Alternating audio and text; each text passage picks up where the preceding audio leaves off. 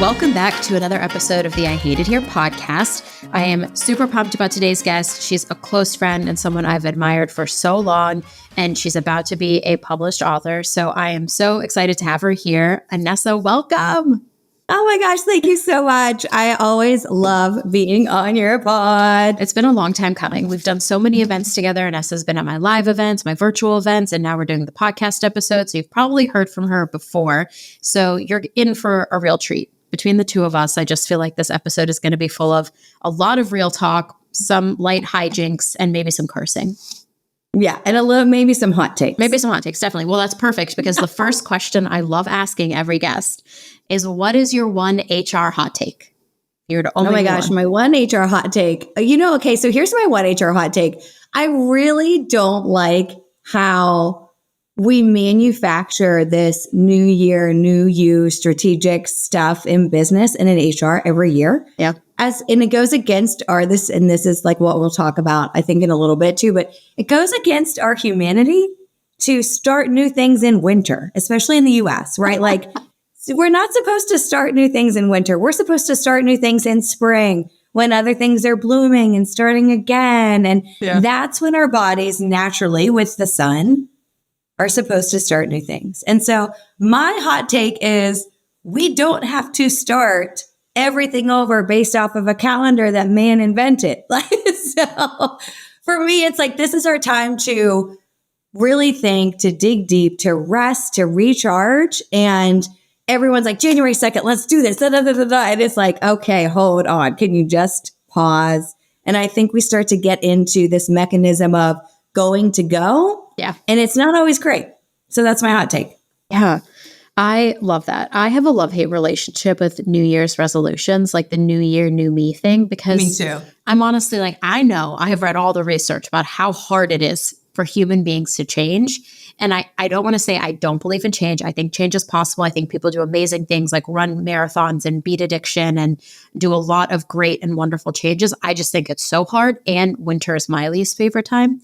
So it's so hard and I'm miserable. So like the chances of me achieving anything. Well, it's like, okay, seasonal depression is a real thing and it happens most in winter. And so like, why are we all like, yes, let's start something new and think we're going to be on this like amazing foot. So I don't even do resolutions anymore. I didn't even do like the ins and outs. I think I put like one tiny, like 3-thing post on LinkedIn about ins and outs. But the only thing I'm doing for this year is a word. My word for 2024 is impact. And that's as far as I go on New Year's resolutions. I love that. I don't have a word, but I came up with a motto this year. And my motto this year was more hangouts, less hang-ups. I love that. Because I get so hung up in like the things we do at work and I want to make change right away. And then I get frustrated when I can't make the change. Yeah. And so I'm trying to channel this thing where I lean on my community to like just get energy and inspiration and ideas from. And that helps me let go of the things and the pressure I put on myself to change everything. Yeah. But I like the word. I'm going to try the one word at some point. I don't know what my word is. I normally am not even like even a word person when it comes to like a year word. But for whatever reason, this one just like came to me in the shower, which is when I do my best thinking, probably because I'm unplugged. And one day I was like, oh, I'm doing this thing. I'm doing this thing. And I'm doing this thing. And I'm thinking about the next year. And it just came to me, impact. And I was like, oh, yeah, I like that. Yeah. So that's what I'm going with. I love that. Well, I'm excited to dive into our convo today because I feel like you have so much to share. You've been a Fractional Chief People Officer. Let me get this right. 12 times? Oh, yeah. Probably a little more than that at this point, but at least 12 times, and have worked with over 100 and I think it's like over 120 at this point, organizations around the world and 30 plus countries, and have been fractional for 10 and a half years. And it'll be 11 in July, which seems wild. Wow. I feel like every day I see a new person starting their fractional journey. And so to hear that you've been doing it for over a decade, there's probably so much shit you know about companies and change and why work needs to change that I just feel like I want to talk about that a lot today. Like, you have worked with so many different companies for so long and you observed a lot. What are some things about work that you think really need to change? Yeah.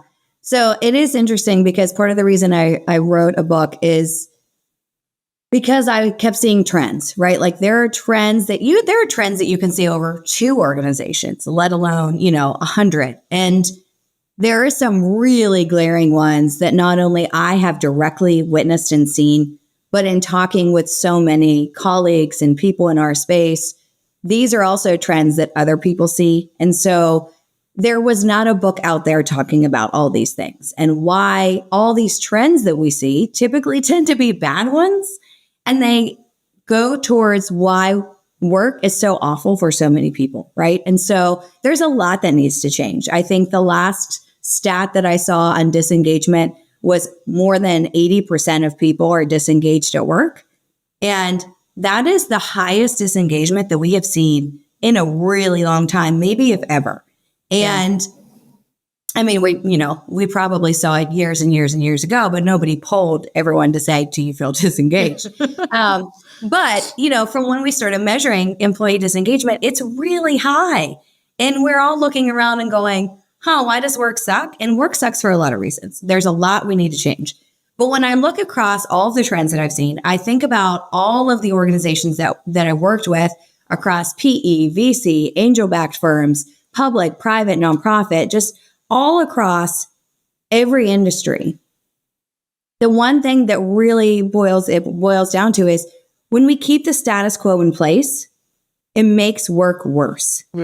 And even those people who are like, well, I like the status quo because I'm a white man or whatever, it actually doesn't work for you as well as you think it does.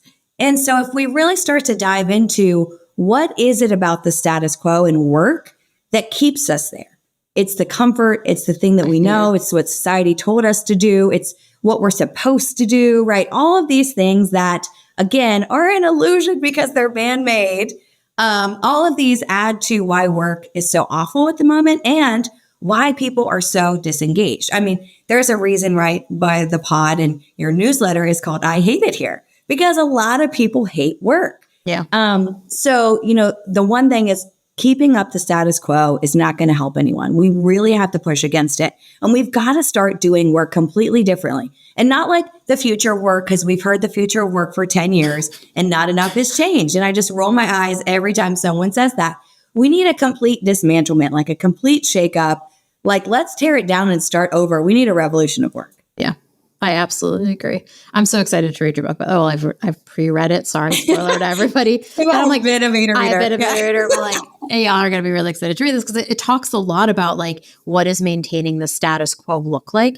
And I think like one of my favorite, I'm trying to take care of myself, my wellness and my well-being in 2024 to like the next level. So I've been making it a practice to go work out, go to the studio, like go to places that inspire me. And one of my favorite instructors recently said, like, I know you're comfortable and comfortable is easy, but I want you to try to push yourself a little further today and it's going to be hard. And I think about that so much at work because you're right. There's so many comfortable things we do that are just like easy and we can do them and we don't have to question them. And so I want to know from you, like, what's one or two things you think we've been maintaining the status quo on far too long? I think that one of the things that is really important and it gets really kind of glazed over a lot is compensation. Compensation really is the reason why we are all at work. Like, let's be honest. Yeah, I'm not Would here to any of my us heart. work? No. Right? Would any of us work if we didn't get paid? Maybe if we were independently wealthy or, we had this other money supply. But we work to get money. That's what we do. That's why we work. And compensation in so many organizations gets pushed to the side. It gets sort of outsourced to these large firms and you pay a ton of money for. And at the end, you're like, what did I get?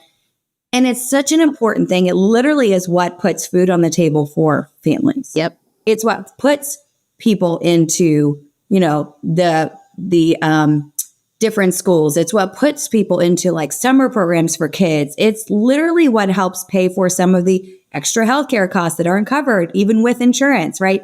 It really is so important and it is glossed over so much. And what I have found to be surprising to me is that even in our industry, even in HR, even in people and talent, there are far too few compensation experts. There are a lot of HR and talent execs that try to do compensation, but they've never done it before. And it really is at a detriment to that organization because they're really trying at something that is so important for people, right? Like when we always say, and we all really, there's not a lot of HR people that love to do payroll. But if we had to do payroll, what do we always say? You don't mess with people's money. Yeah. You just don't. Rule number one. Rule number one, do not mess with people's money. And, so if you're one of those people, we've all kind of been there. We've all had to do payroll here and there when we don't want to. It's definitely a finance function.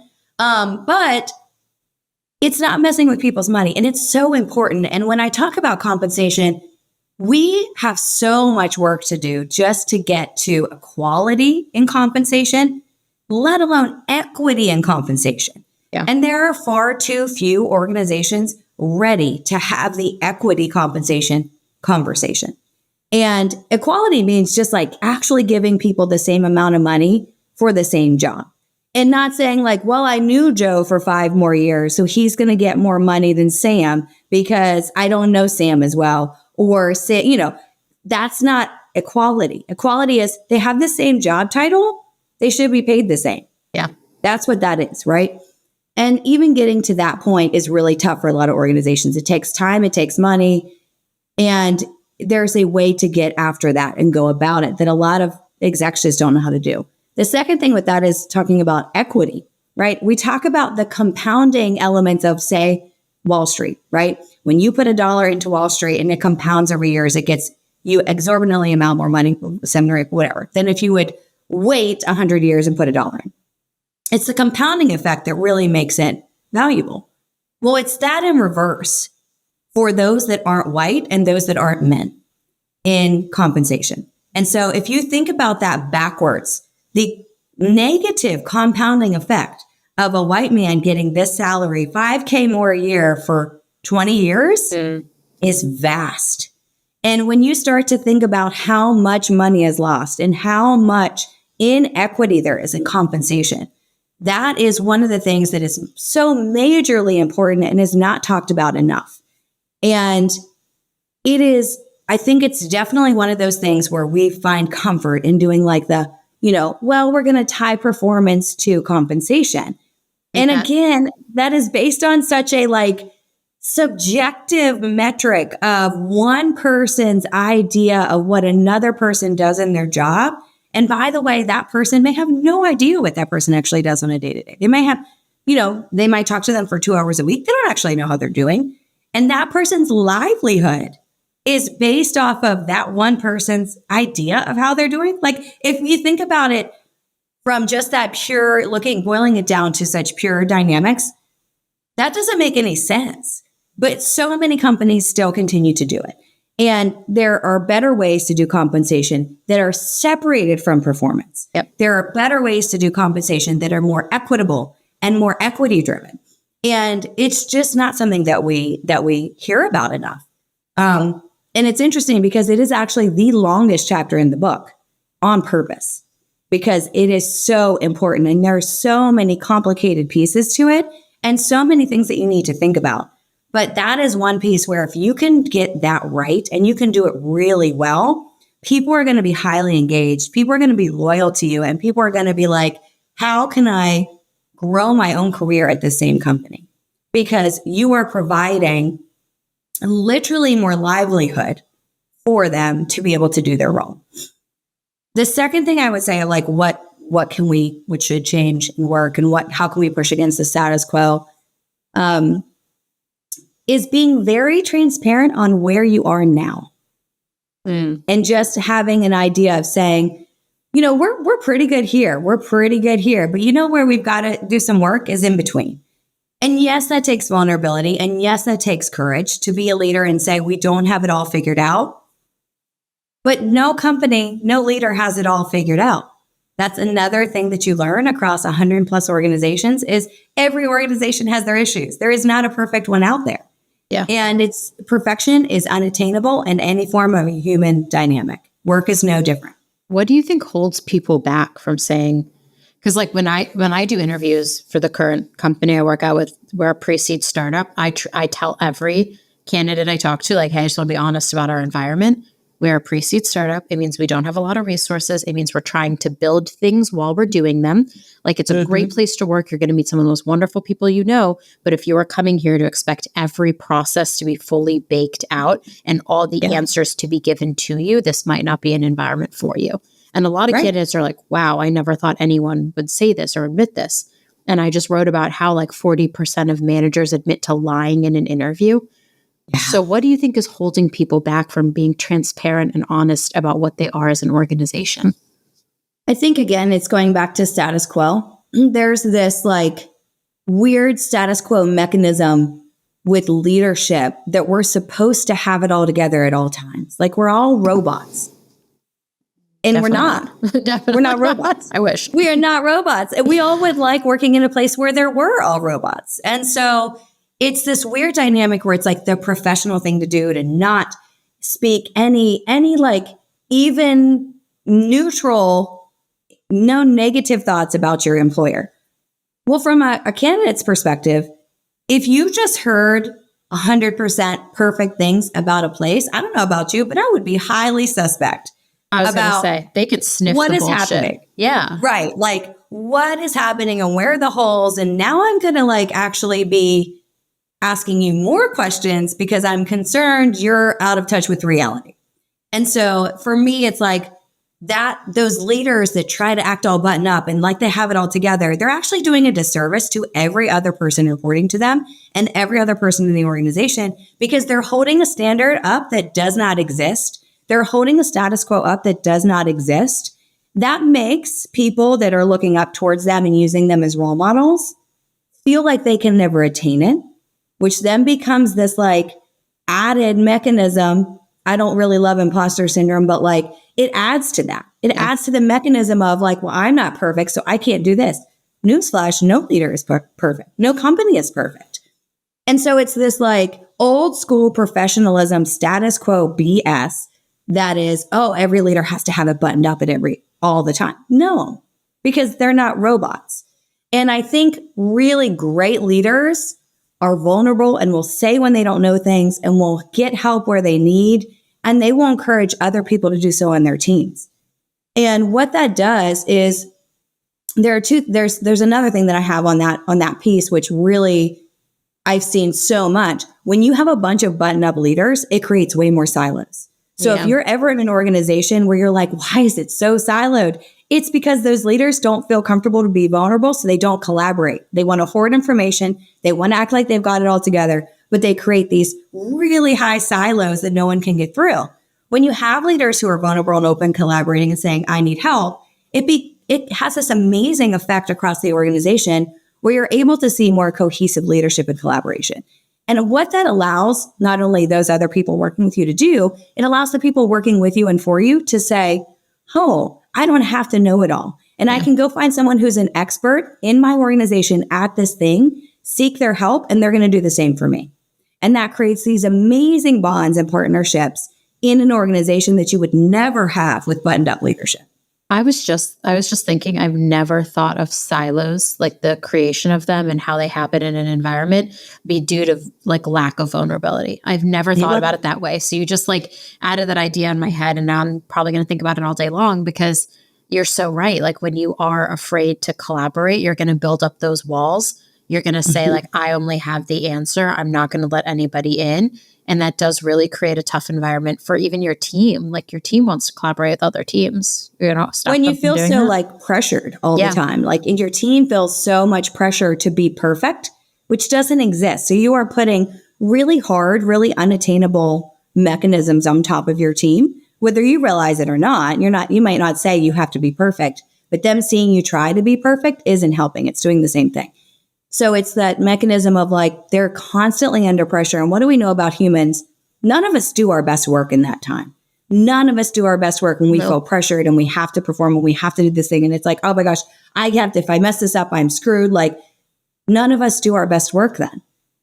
Yeah. So it kind of gets into this fight, flight, and other mechanisms that we all do as humans. You have to pick one of those. And those types of fear-based, it's a fear-based thing because your fear of failing is huge. It's still fear-based. So when someone is a buttoned-up leader, it's still fear-based leadership. Oh, interesting. I'm going to think about that for a while too.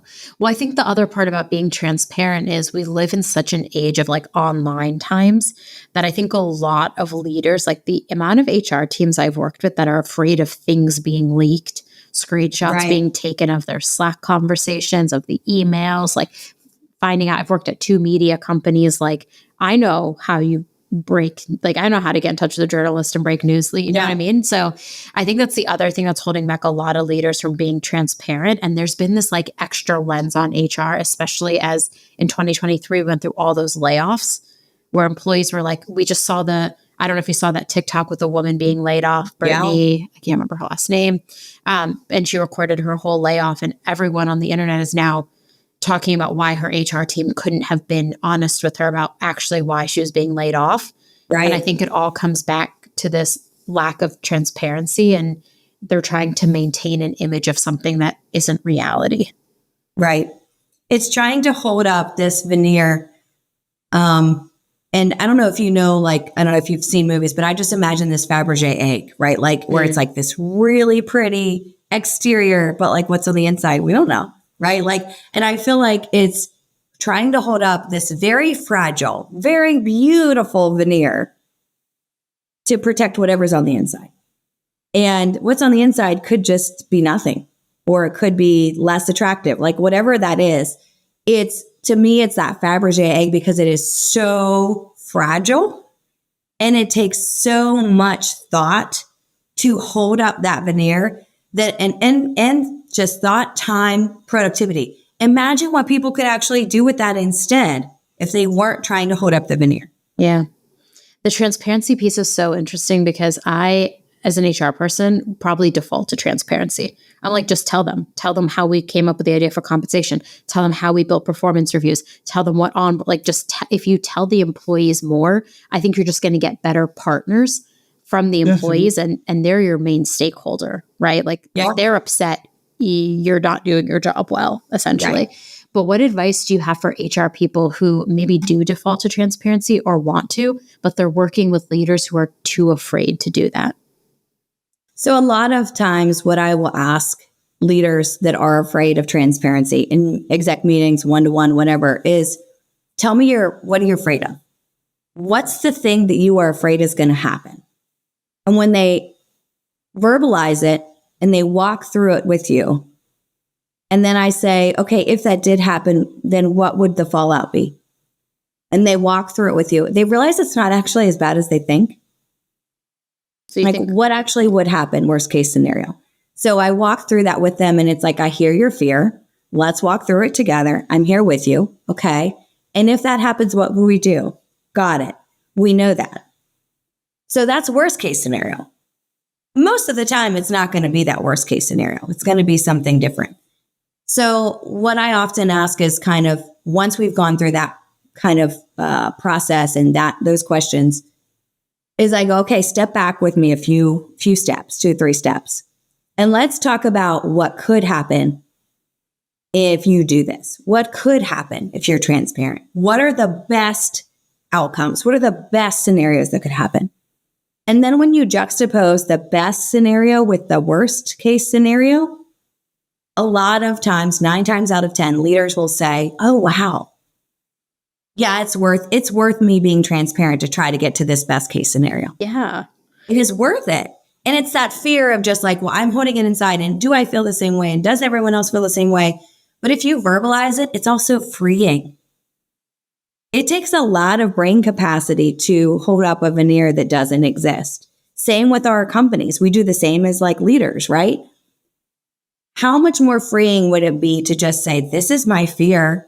Let's walk through it together. And then let's also talk about what the best thing that could happen could be. And then we're all on the same page. We all know each other's fears. We've then bonded with other execs during this process to understand what motivates each other, even if we didn't know that before. And now we're in this spot where it's like, well, if it happens, we know how to take care of it. We've got each other's back. We can do this. Yeah. And it's just a really nice mechanism of walking through what could happen and what could happen on both sides, best and worst. I do love best and worst. I have also worked with leaders who are too afraid to tell me, like, don't even trust me to tell me their worst. And I find those relationships, they're really tricky to navigate. So what if someone just won't tell you? Do you just keep? Yeah, those are really, really tricky.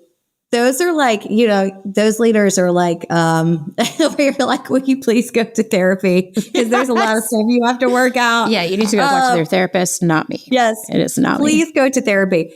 I heard something this morning, which applies in life and in work, that it's really difficult for you to accept love from others if you don't accept yourself. If you don't have self-love for yourself. It is, right? And we know this about humans. It's not a life-changing thing, but we know that. But somehow we forget some of these human things once we go into work. Yeah. Like, it's like we're now in a different world now that we're in work. And it's like, why? Why do we do that to ourselves? Why do we put this veil and go, okay, now I'm in the work world. Like, I was in the life world, but now I'm in this work world. And there are different rules here. And it's very strange when you think about it. When you think about feedback, this is another chapter in the book, another status quo thing. Feedback with friends, family members, we deal with it on a day-to-day. We have to, right? We're humans. To have conversations, to have relationships means you give and receive feedback all the time. Yeah. When it's in work, we make it this weird thing. It's so weird. We're like, oh, but it's feedback in work. And it's like, but why do we act that way?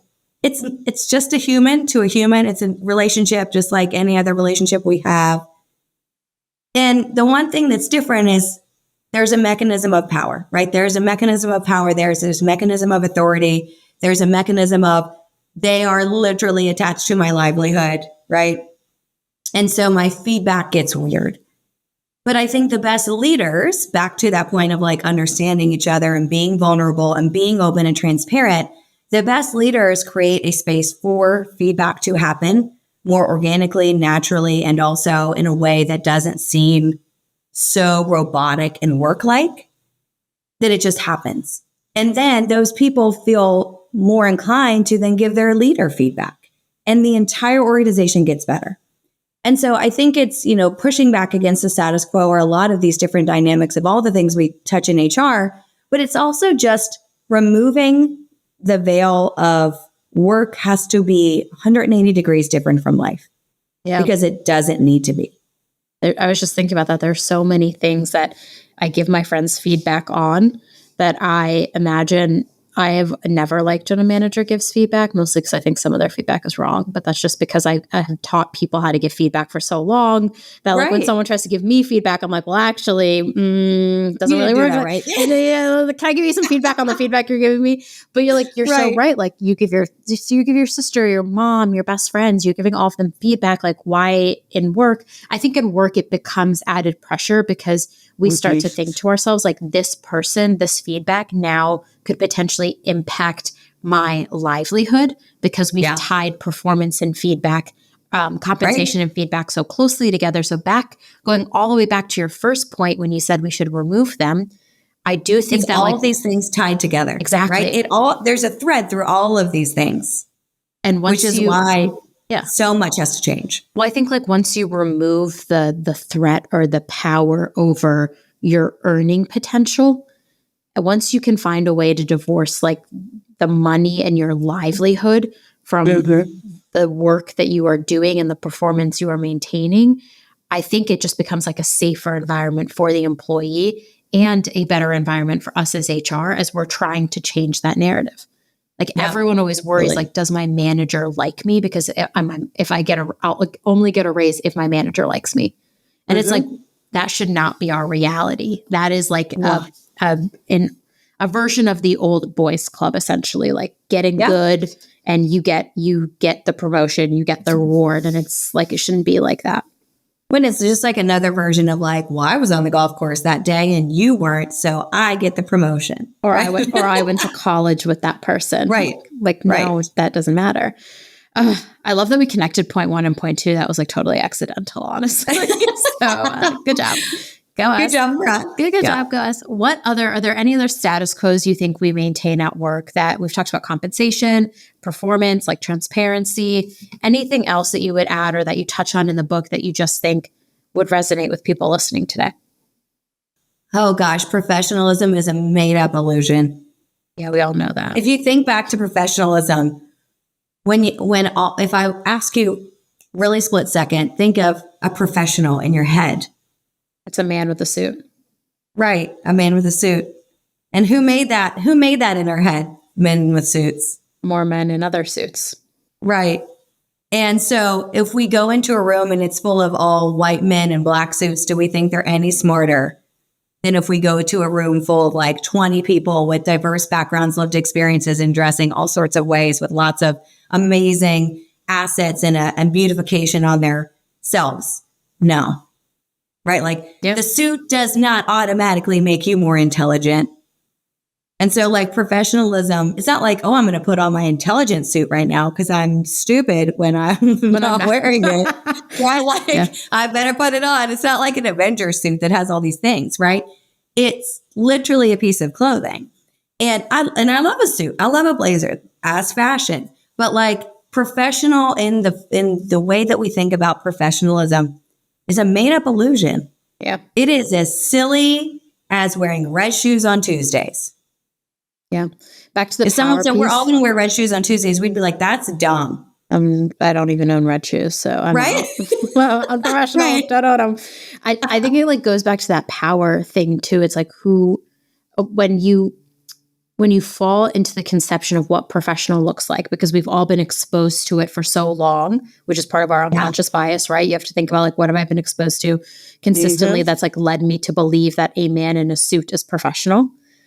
Or the fact that like a lot of our language is masculine language. There's a whole good book about this called Word Slut. Highly recommend everyone read. Yep. It's about how our language is masculine, and then it tends to lead us to believe that like a doctor is a man or a lawyer is a man, and we never think it could be a woman or anything. So I just think like when you think about that and you walk into a room and you see the suit, like I think a lot of times when you think professional, you're giving power to somebody who doesn't necessarily deserve it.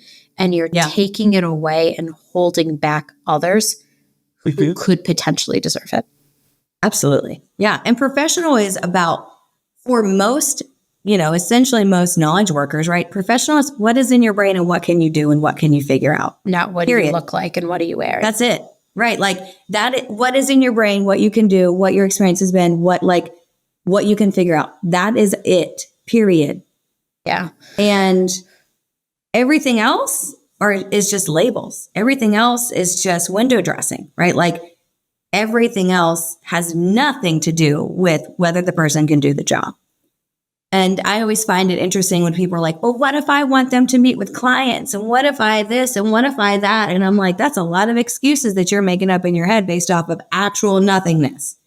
That's the most common thing that I have seen over 100 companies is when people are like, but they have to meet with clients.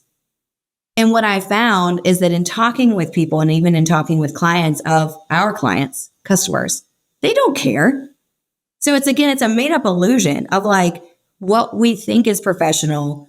And I also think that generations coming in are going to change this. They already are starting to change this, right? Like definitely.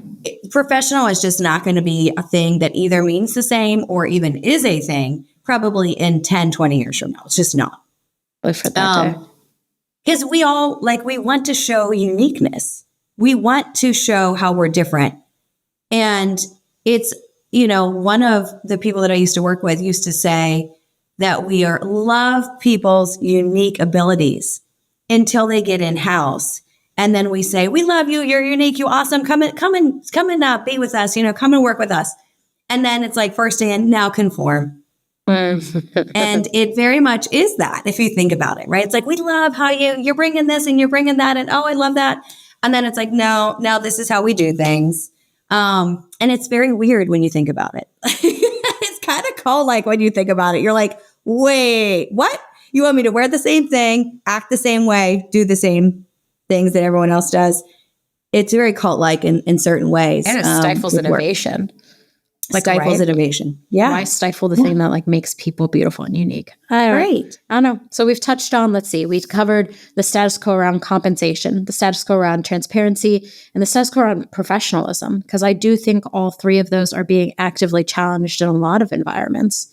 Even today, I did the 24-hour stream with a bunch of HR people where we were basically building an open sourced employee handbook, like on the live stream for 24 hours. It's great. We're raising money for a charity. But I think that's like just so interesting because every single HR person who got on the call was like, we should all default to transparency. And I like think about all of us going back to our individual companies where we're constantly battling the people who don't want transparency.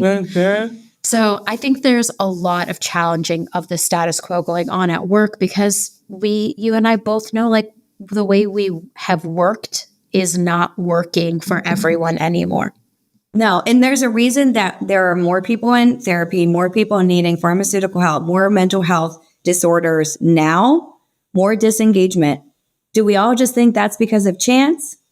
It's because of how we've worked.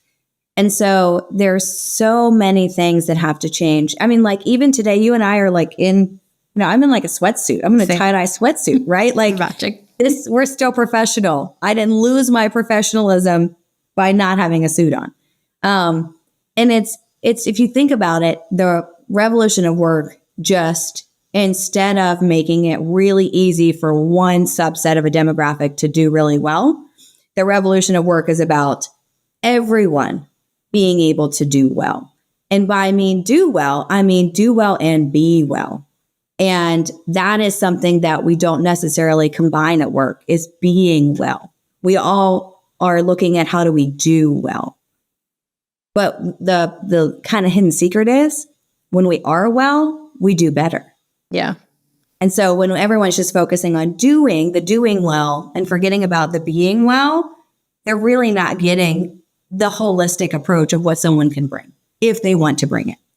Ooh, that's such like a great note to end on. That was so beautiful. I have nothing else to add. That was like poetry. That was like watching poetry in real time. I was like, oh my God, is she writing me a poem? Like, what is happening right now? I am not a poet. My poet would be like four words. Yeah. This is my haiku by Right. It would be not very long. No, but I loved that. Like do well, but being well is like such a big part of that. And I'm like personally, like some days I get like really down about how we haven't made enough change. Like this is Martin Luther King Day was earlier this week. And I just like think about how much change I want to make in the world of work and how much resistance he was met with when he was trying to make change and how much we've made some progress since his assassination and not enough in so many ways. And so I'm hopeful that whoever's listening today thinks through like, what do I want to change about work? What are status quos I am going to challenge every day? Because I think HR has an insane amount of power to actually make that change happen. And we have been told for so long, like that we don't, but I think we do. And I think a lot of employees are starting to believe in us as HR teams, where they're starting to say like, I know my HR team wants to do the right thing. Like, and I see how they've been handling the bad news, the layoffs and all the work that they do. And I think we have been just raising awareness to the struggles we're facing as well as HR professionals. So I would say one last thing for that is CEOs, COOs, if you are listening, your easiest, biggest cheerleaders for the future and actually doing stuff that's going to make you money and have people want to work with you is let your people leaders lead the charge. Let them show you and showcase how strategic they can be, because the way you're doing it now is probably not going to do you well in 5 years. And it's really not going to do you well in 10 years. Yeah. So if you're smart, get behind your HR leader, your people leader, your talent leader, listen to them and have them guide you, because 9 times out of 10, those leaders are going to know exactly what you need to do. I love that. That's so good. Okay. Anyone listening today, how do they get in touch with you? How do they find you? Pre-order the book? Oh my gosh, LinkedIn. Find me, Anessa Fike on LinkedIn. I like to post random stuff that comes into my brain all the time for the last 10 years. Literally, that's what I post is like when it's happening to me, when I saw something, when I'm mad at something, it's all going to go on LinkedIn. And The book comes out February 20th. So pre-order the book, grab it when you see it on Amazon, Barnes & Noble, all the other places. I'm going to be doing some book signing tour as well in big cities, DC, New York, Chicago, Miami, LA, San Francisco. So if you want to grab a time with me to sign your book at any spot, you can follow that on LinkedIn as well, because we'll have tickets for those. I can't wait. It's my birthday present. Y'all, she published a whole book the day after my birthday as a birthday present to me. No kidding. It is going to be amazing. I can't wait for everyone to have it in their hands. Thank you so much for joining me today. As always, I love our conversation. And I'm going to talk to you in like an hour probably. Oh, I love it. Thank you so much.